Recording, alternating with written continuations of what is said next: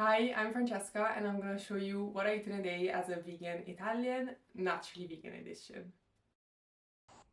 I started my day with these chestnut flour crepes inspired by Italian necci, which are crepes from Tuscany. The butter is simply chestnut flour and water, and I add the water gradually, bit by bit, so there's no lumps. The butter is thicker than a traditional crepe butter, but thinner than pancakes, basically. I cook them on a non-stick pan with a little olive oil, and I make them relatively small as I find it's easier to flip them and they stick less, but you do need a good non-stick pan. Traditionally, they're served with ricotta, so the filling is not naturally vegan, but the batter is essentially. Instead, I had them with pears. I sliced a pear and I pan fried the slices with some syrup to caramelize them a bit. And I thought they would go really well with hazelnut butter, but I only had peanut butter, so I had them with that, but it was really good. Autumnal flavors, super comforting. The taste of chestnut flour is just so nice. You have to try them, they're really, really good. The caramelized pear, everything, it just goes so well.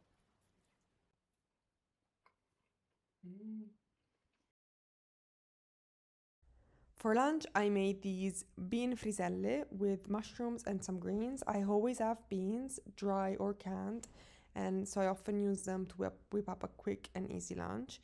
These are also inspired by Tuscany. I had some beans and greens on toast in a traditional restaurant in Florence, and I really like them. So that's where my inspiration comes from. And I simply saute a finely chopped onion in some olive oil, then I add the canned beans with their liquid, and because I add the liquid, I don't actually use salt.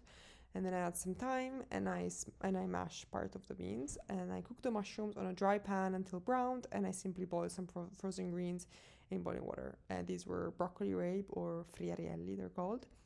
And for the bread, I'm not using bread, I'm using wholemeal friselle. I mean, I guess it is bread technically.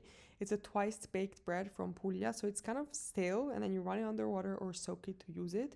It's used, for example, to make panzanelle. I know it might sound weird, but I really like it, and I use it as a base. And I love it because it's kind of crunchy and soft at the same time. And then I add the mushrooms and the greens and some really good olive oil, some salt, some pepper, and that's it. It's gonna be a bit hard to eat, I imagine, but this looks so good.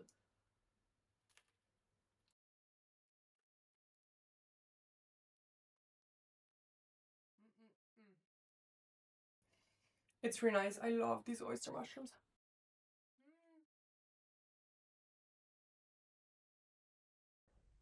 For dinner, I made one of my go-tos, pasta e lenticchie, which is pasta and lentils. There's so many types of dishes like this with different legumes like chickpeas, beans, and they're so tasty.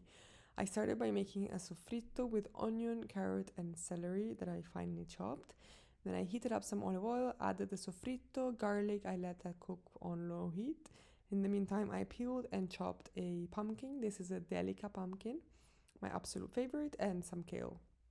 I added canned lentils to the soffritto.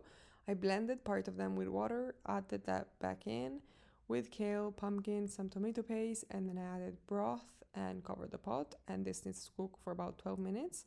Then for the pasta, which we're gonna cook in the same broth, but a bit later on, I found these tiny wholemeal shells, conchigliette, and I added them in and I cooked them for a minute less than the package says. And I added a bit of water because it had reduced a bit too much. And once everything is cooked, I add salt, pepper, some oil, and I let that sit for a couple of minutes, and then it's ready to serve. It's super comforting.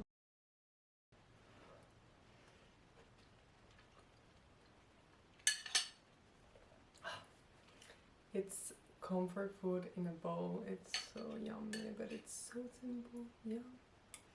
Of course, you can add like nutritional yeast or vegan cheese or parmesan, but I think it's very nice on its own. You can taste all the ingredients. Yummy.